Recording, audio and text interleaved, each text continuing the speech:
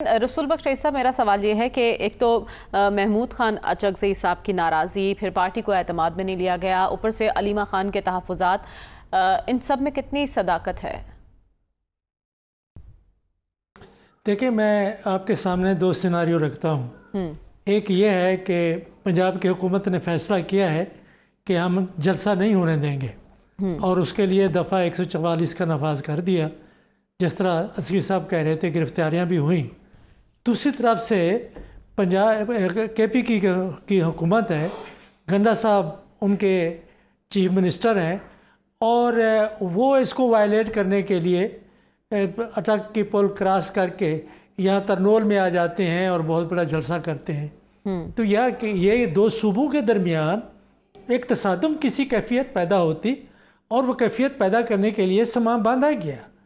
وہ طریقے اختیار کیے گئے۔ پہلے کئی دفعہ حکومت نے، یہاں اسلام آباد کی انتظامیہ نے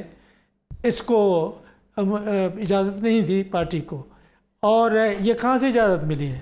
اور کتنی دفعہ کے بعد اجازت کورٹ سے ملی ہے کہ جی ان کو آپ جلسہ کرنے دیں۔ اس کے بعد پھر ایک ہی طریقہ تھا نا پنجاب کی حکومت کے پاس کہ پولیس کو اور اپنے ذرائع کو استعمال کریں، جو پی ٹی آئی کے لوگ ہیں ان کو گرفتار کریں۔ تو یہ تصادم سے بچانے کے لیے غالباً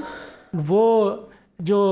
لوگ تھے کچھ پی ٹی آئی کے، یا ہو سکتا ہے کہ حکومت کی طرف سے بھی اور اسٹیبلشمنٹ کی طرف سے بھی کچھ کہا گیا ہو، تو ایک ایسے سیناریو میں کیا صورتحال پیدا ہوتی۔ اور ظاہر ہے کہ جو لوگ خیبر پختونخوا سے آتے بڑے چارج ہو کے آتے، تو میرا خیال ہے کہ یہ اچھا ہوا کہ یہ جلسہ نہیں ہوا، لیکن جمہوریت اور جمہوری روایات کے بالکل متصادم ہے کہ آپ باقی جماعتوں کو اجازت ہے جلسے کرنے کی، اور ایک جماعت جو جماعتیں ہی نہیں ہیں انہوں نے تمام حدیں پھلانگ کے پارلیمان تک پہنچ گئیں، ٹیئر گیس استعمال ہوئے، ان کے خلاف کوئی مقدمات نہیں، کوئی گرفتاری نہیں، سب کو اجازت ہے۔ دوسرا سیناریو آپ کے سامنے میں یہ رکھتا ہوں کہ اگر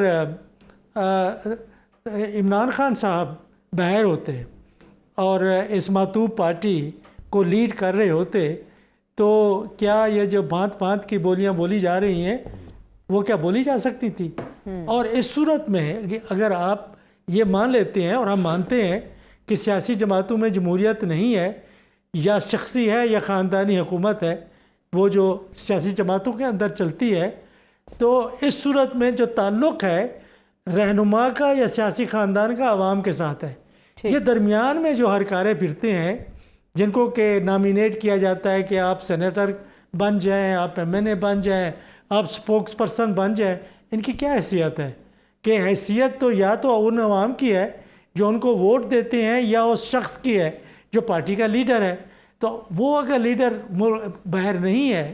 عوام کے سامنے نہیں ہے، آپ کے سامنے نہیں ہے، میڈیا کے سامنے نہیں ہے، کبھی کبھار جا کے خبر آتی ہے، کوئی صحافی جا کے ان سے ملتا ہے، تو ایسی صورت میں یہ ایسا کنفیوژن پیدا ہونا یہ بالکل فطری سی بات ہے۔ لیکن اس نہ سیاسی جماعت ختم ہوتی ہے، نہ اس کا مستقبل مخدوش ہوتا ہے، آپ کہہ رہے ہیں ایسی کنفیوژن پیدا ہونا ایک فطری عمل ہے۔